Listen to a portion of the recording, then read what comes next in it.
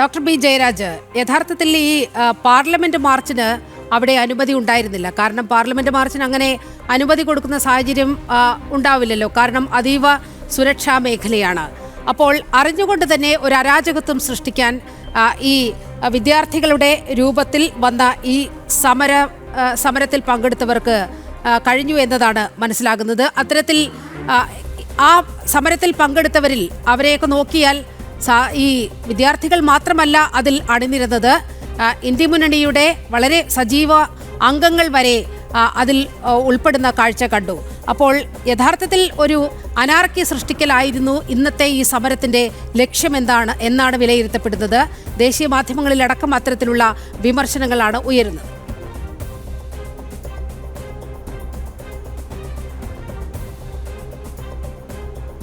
ഇതിനകത്ത് അതിനെ നോക്കിക്കാണേണ്ടത് അങ്ങനെയല്ല നീലിമ. ഈ വിഷയത്തിന് നോക്കിക്കാണേണ്ടുന്നത് അവർ അഡ്രസ്സ് ചെയ്യുന്ന ഇഷ്യൂ എന്താണ്?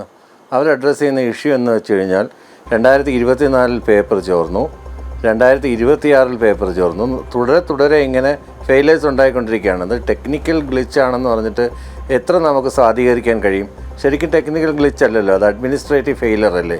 ഒരു നാഷണൽ ടെസ്റ്റിംഗ് ഏജൻസി എന്ന് പറയുന്ന ഒരു സ്വതന്ത്ര ഏജൻസി നടത്തുന്ന പരീക്ഷയിൽ 20ഓളം, ഏതാണ്ട് 12ഓളം ഔദ്യോഗിക കണക്കിൽ 12ഉം അനൗദ്യോഗിക കണക്കിൽ 20ഓളം കുട്ടികളാണ് ആത്മഹത്യ ചെയ്തത്.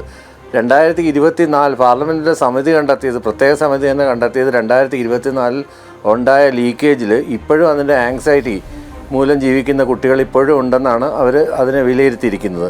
അതാണ് സാഹചര്യം.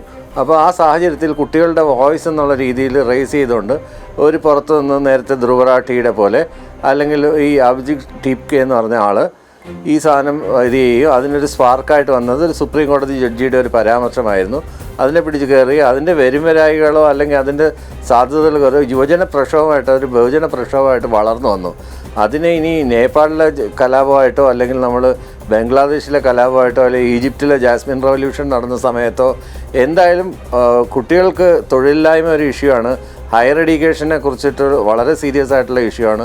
ആ ഇഷ്യൂസിനെ റേസ് ചെയ്യാനായിട്ട് ഇവിടുത്തെ പ്രധാനപ്പെട്ട പ്രതിപക്ഷങ്ങൾക്കൊന്നും കഴിയാത്ത സമയത്ത് ഇവരെ എല്ലാം കൂടി അവരുടെ രീതിയിൽ ജൻസികൾ എങ്ങനെയാണോ കമ്മ്യൂണിക്കേറ്റ് ചെയ്യുന്നത് അതേ രീതിയിൽ കമ്മ്യൂണിക്കേറ്റ് ചെയ്ത് അത് ആസൂത്രിതമാണോ അല്ലയോ എന്നൊക്കെ ഉള്ളത് വേറൊരു ചർച്ച, അത് വേറൊരു വിഷയമാണ്. എന്തായാലും കുട്ടികളെല്ലാം അണിനിരുന്നു. ആ സമരത്തിൽ എല്ലാ ആളുകളും ഈ നേരത്തെ പറഞ്ഞത് കണക്കോലെ ഇന്ത്യ മുന്നണിയിലെ എല്ലാ ആളുകളും അതിനെ സപ്പോർട്ട് ചെയ്തു. ഇന്ത്യ മുന്നണിയിലുള്ള CPM സപ്പോർട്ട് ചെയ്തു, CPI സപ്പോർട്ട് ചെയ്തു, ഈ പറയുന്ന CPI-ML പിന്നെ EISA പോലുള്ള സംഘടനകൾ സപ്പോർട്ട് ചെയ്തു. അങ്ങനെ പലതരത്തിലുള്ള സപ്പോർട്ട് അതിന് വന്നിട്ടുണ്ട്.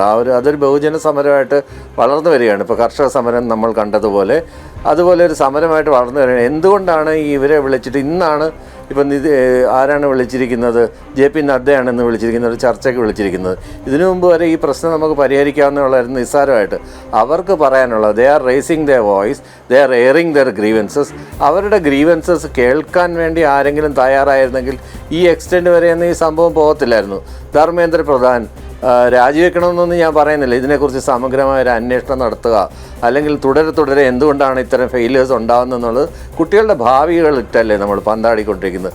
ഒരു തവണയാണോ 2 തവണയാണോ? പിന്നെ ഒരു എക്സാം തന്നെ ഇതിൻ്റെ ഫെഡറലിസത്തിൻ്റെ ഒരു വിഷയമുണ്ട്. സ്റ്റേറ്റ് ഗവൺമെൻറ്റിന് ഇത് കൊടുക്കുന്നുണ്ടോ? സെൻട്രൽ ഗവൺമെൻറ് ഒരു എക്സാമിൽ എല്ലാവർക്കും കൂടെ നടത്തുകയാണ്. ഉദാഹരണത്തിന് ഇപ്പോൾ UGCയുടെ എക്സാം എഴുതി കഴിഞ്ഞാൽ മൂക്കുത്തി വരെ ഊരി വാങ്ങി അതീവ സുരക്ഷയോടെ കൂടെയാണ് ഈ പരീക്ഷ നടത്തുന്നത്. ഒരു സാധനം ഇപ്പം സൺഗ്ലാസ് അല്ല പവർ ഗ്ലാസ് ആണെങ്കിൽ അതുവരെ ഊരി വെപ്പിച്ച് സ്മാർട്ട് ഗ്ലാസ് ആണോ എന്ന് ചെക്ക് ചെയ്ത് വളരെ അധികം അതിൻ്റെ GPS ഹൈ സെക്യൂരിറ്റിയിലാണ് ഇത് പ്രിൻ്റ് ചെയ്യുന്നത്. എന്നിട്ട് പോലും ഈ അധ്യാപകർ ഫിസിക്സിൻ്റെയും കെമിസ്ട്രിയുടെയും ബയോളജിയുടെയും പേപ്പറാണ് അത് ഈ അക്കാഡമികൾക്ക് ഇത് ചോർത്തി കൊടുക്കുകയും അതിനെ തുടർന്ന് ഇത് വ്യാപകമായ രീതിയിൽ ടെലഗ്രാം പോലുള്ള നെറ്റ്വർക്ക്, അതുകൊണ്ട് ടെലഗ്രാം നമ്മൾ ബാൻ ചെയ്യുക. ഇപ്പോൾ എലിയെ പേടിച്ച് ഇല്ലം ചുടുന്നതെന്ന് പറഞ്ഞ പോലെ ടെലഗ്രാം ബാൻ ചെയ്ത ഈ വിഷയം തീരത്തൊന്നുമില്ലല്ലോ. ഈ വിഷയം എങ്ങനെയാണ് തീരുന്നത്? അതിനിടയ്ക്ക് ഇതിനെല്ലാം ഇത്തരം വിഷയങ്ങളുണ്ടാകുമ്പോൾ അത് അഡ്രസ്സ് ചെയ്യേണ്ടുന്ന ഒരു വിമർശനമായിട്ട് തന്നെ പറയാനാണ് ഞാൻ ഉദ്ദേശിക്കുന്നത്. കോൺഗ്രസിൻ്റെ പ്രതിനിധി ഇവിടെ ഉണ്ട്. രാഹുൽ ഗാന്ധി എവിടെ പോയിരിക്കുകയായിരുന്നു? ഇത്രയേറെ വിഷയം നടക്കുമ്പോൾ ഇവിടെ വന്നിട്ട് ഒരു റാലിയെ അഭിസംബോധന ചെയ്തിട്ട് പോയതാണ് അവിടുത്തെ വിദ്യാർത്ഥികൾ. പരമാവധി ഈ ടെസ്റ്റ് സെൻറ്റേഴ്സ് ഉള്ള സ്ഥലങ്ങളിൽ വന്നിട്ട് ഒരു ഒരു ഒരു പബ്ലിക് റിലേഷൻസ് വർക്ക് കാണിച്ചിട്ട് അദ്ദേഹം എവിടെ പോയതാണ്? ഈ സമരം നടക്കുന്ന സമയത്ത് അദ്ദേഹം അതിൻ്റെ മുന്നിൽ ഉണ്ടാവേണ്ടതല്ലേ? ഒരു പ്രതിപക്ഷ നേതാവ് എന്നുള്ള രീതിയിൽ ഉത്തരവാദിത്വം അദ്ദേഹം നിർവഹിക്കുന്നുണ്ടോ? ഇത്തരത്തിലുള്ള ആളുകൾ ഉത്തരവാദിത്വം നിർവഹിക്കാത്ത കാലത്താണ് ഇതുപോലെ പേരില്ലാത്ത ആളുകൾ. ഇതുപോലെ ഡൽഹിയിൽ പെൺകുട്ടിയുടെ ഗ്യാങ് റേപ്പ് ഉണ്ടായ സമയത്ത് ഞാൻ ഡൽഹിയിൽ ആ സമയത്തുണ്ട്. മഞ്ഞ് കാലത്താണ് ആളുകൾ പിന്നെ ഈ മെഴുകുതിരിയും കത്തിച്ചുകൊണ്ട് സ്ത്രീകളും കുട്ടികളും അടക്കം രാത്രി കാലങ്ങളിൽ അതിശൈത്യമുള്ള സമയമാണ്. ആ സമയത്ത് ആളുകൾ ട്രെയിനിലും ബസ്സിലും കയറി ഈ പറഞ്ഞ സമരത്തിന് പോയിക്കൊണ്ടിരുന്നു. അണ്ണാ ഹസാരയുടെ സമരമായിട്ട് ബന്ധപ്പെട്ടിട്ട് പൊതുജനം മുഴുവൻ ഇളകി വരികയായിരുന്നു. അതിനെ എൻകാഷ് ചെയ്തത് ആരാണ്? അതിനെ എൻകാഷ് ചെയ്തത് അരവിന്ദ് കെജ്രിവാളാണ്. അരവിന്ദ് കെജ്രിവാളിൻ്റെ ഒരു പ്രൊപ്പഗണ്ട മാനേജറായിരുന്നു ഈ പയ്യൻ പുറത്തു പോയി. അത് എല്ലാവർക്കും അറിയാവുന്ന കാര്യമാണ്. എന്നാലും ഞാനൊന്ന് പറഞ്ഞതേ ഉള്ളൂ. പക്ഷേ എന്തായാലും ഇതൊക്കെ ഭരണകൂടത്തിനെതിരെ, ഒരുപക്ഷെ ഇത് ബി ജെ പിക്ക് കുറച്ചുകൂടെ നല്ലതാണ്. കാര്യം എന്ന് വെച്ച് കഴിഞ്ഞാൽ സർക്കാരിനെതിരെ ഉണ്ടാവുന്ന ജനരോഷത്തിന് സേഫ്റ്റി വാൽവുകളായിട്ട് ഇതൊക്കെ വർത്തിക്കും. ഇത്തരം ജനരോഷങ്ങളിലോടുകൂടി മുഴുവൻ ജനങ്ങളും ഇളകി വരുന്ന ഒരു സംഭവം ഉണ്ടല്ലോ, അതിനെയൊക്കെ ചെറിയ ചെറിയ വാൽവുകളായിട്ട് ഇത്തരം പ്രതിഷേധങ്ങളിലൂടെ ഇല്ലാതായി തീരുകയും താൽക്കാലികമായ ചില മുന്നണികൾ, അരാഷ്ട്രീയവാദികൾ അതിനകത്ത് നേട്ടം കൊയ്യുകയൊക്കെ ചെയ്യുന്ന ഒരവസരത്തിലേക്ക് ഈ പറഞ്ഞ കണക്കുപോലെ ഇത് വളർന്ന് വലിയ പ്രക്ഷോഭമായി ഇന്ത്യയെ പോലൊരു രാജ്യത്ത് ഒരു ഭരണകൂടത്തിനെ എടുത്ത് മറിക്കാനൊന്നും പറ്റത്തൊന്നുമില്ല. പിന്നെ അവർ നമ്മൾ ആദ്യമേ പാകിസ്ഥാനിലുള്ള ആളുകളാണ് ഇതിനെ സപ്പോർട്ട് ചെയ്യുന്നതെന്നും പിന്നെ മറ്റുള്ള വെളിയിൽ നിന്നുള്ള ആളുകളാണ് ഇതിനെ ലൈക്ക് ചെയ്യുന്നതെന്നും അതുകൊണ്ടാണ് ബി ജെ പിയുടെ വെബ്സൈറ്റിനേക്കാളും കൂടുതൽ വരുന്നതെന്നും ഒക്കെ പറഞ്ഞിട്ട് നമ്മൾ അങ്ങനെ അവരാക്കി കാണുന്നവരെ അവരെ കൂടെ ചേർത്ത് നിർത്തുക. അവരുടെ ഇഷ്യൂസ് എന്താണെന്ന് പഠിക്കുക, അവരെ ശ്രദ്ധാപൂർവ്വം കേൾക്കുക.